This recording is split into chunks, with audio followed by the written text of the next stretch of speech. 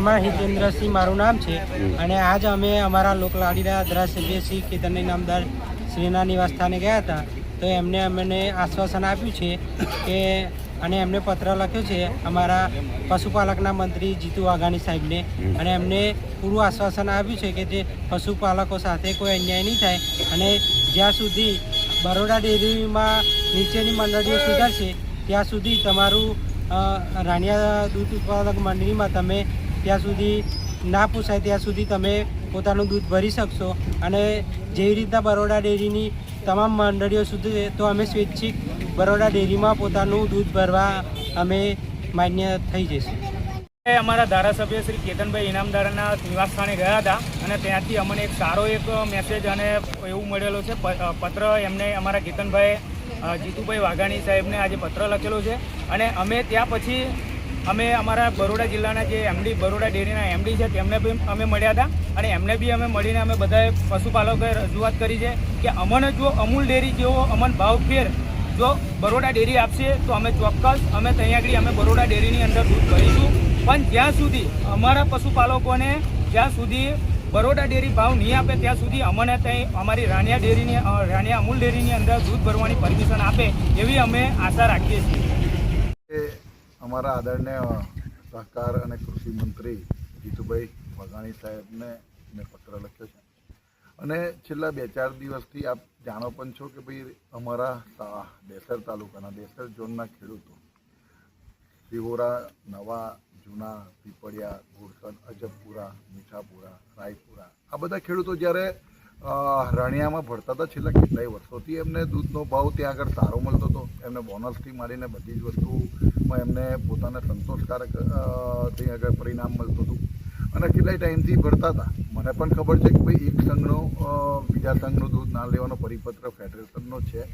પણ મારું બરોડા ડેરીને અને માન્ય મંત્રીશ્રીને આજે રજૂઆત પત્ર દ્વારા એક જ છે કે બરોડા ડેરીને આ એમડીને પણ મેં લખ્યું છે, અમૂલ ડેરીના એમડીને પણ લખ્યો છે પત્ર અને જીતુભાઈ વાઘાણીને પણ આખી વિગતવાર વિસ્તૃત માહિતી આપી છે કે ભાઈ જો રાણિયા સુધીના લોકોને દૂધ ભરવા જવું પડે છે તો રાણિયા સુધીના 8-10 કિલોમીટર આ લોકોને કોઈ એવો શોખ થતો નથી કે બીજા સંઘમાં દૂધ ભરે. બરોડા ડેરી મજબૂત થવી જોઈએ, બરોડા ડેરીમાં જ દૂધ ભરાવવું જોઈએ અને દરેક મંડળી મજબૂત થાય, સંઘ મજબૂત થાય એવી ઈચ્છા અમારી અને પશુપાલકોની પણ છે.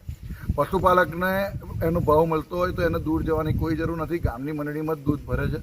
પણ આ ભાવ નથી મળતો એટલે ત્યાં જવું પડે છે. તો પોષણક્ષમ ભાવ મળે અને બરોડા ડેરીના જ આવતા દરેક ઝોનના પશુપાલકોને એમની પોતાની મંડળીમાં સારું બોનસ મળે, પોષણક્ષમ ભાવ મળે, ભાવ ફેરની મોટી સારી રકમ મળે. આ બધું જ મળે તો હું માનું છું ત્યાં સુધીને બીજે નહીં જાય. તો મારા પત્ર દ્વારા એવી વાત છે કે ભાઈ બરોડા ડેરીને સાથે સંકલન કરીને ગવર્નરની સાથે મિટિંગ કરીને તો વ્યવસ્થિત ભાવ મળે અને જ્યાં સુધી ભાવ ના મળે ત્યાં સુધીને અન્ય સંઘમાં દૂધ જે અત્યારે ભરાય છે એ ભરવાનું ચાલુ રહે, જેનાથી પશુપાલકોને ખોટ ના જાય. કારણ કે એમને ખૂબ મહેનત કરી અને આ પશુપાલનનો વ્યવસાય કરવો પડતો હોય છે. આ જ રજૂઆત મારી મંત્રીશ્રીને છે અને તમામ એમડીને. દેસર તાલુકાના ખેડૂતોનો આક્ષેપ છે કે દૂધ ભરતા એમડી રોક્યા છે. બરોડા ડેરીમાં ભાજપની સત્તા છે કે બરોડા ડેરીના એમડીના પત્ર દ્વારા કે ભાઈ અન્ય જિલ્લાના સંઘનું દૂધ અમારા સંઘનું દૂધ તમારે લેવું નહીં એટલે એ એમડી સાથે પણ વાત થઈ કે ભાઈ તમે જ તમારો ભાવ આપો તો બીજે ના જવું પડે. અને બરોડા ડેરી આપણી ડેરી છે. બરોડા ડેરી ખૂબ મજબૂત જ હોવી જોઈએ અને બધી રીતે અમે બરોડા ડેરીની સાથે છે. પણ જ્યારે પશુપાલકોની વાત આવે અને પશુપાલકોને જ્યારે ભાવ ના મળતો હોય તો જ એમને બીજે ભરવા જવું પડતું હોય છે. પોતાની જ મંડળીમાં પોતાના સંઘમાં જો સારો ભાવ મળે, સારું બોનસ મળે તો હું નથી માનતો કે બીજે ભરવા જાય. મારી પશુપાલકોની સાથે પણ વાત થઈ, એમને પણ કોઈ જોડે વિરોધ નથી, કોઈ પણ વાત નથી. આ તો સારો ભાવ મળે છે એટલે રાણિયા ભરવા જવું પડે છે. નહીં તો કોઈ પણ પ્રકારની રાજકીય ગતિવિધિ નથી.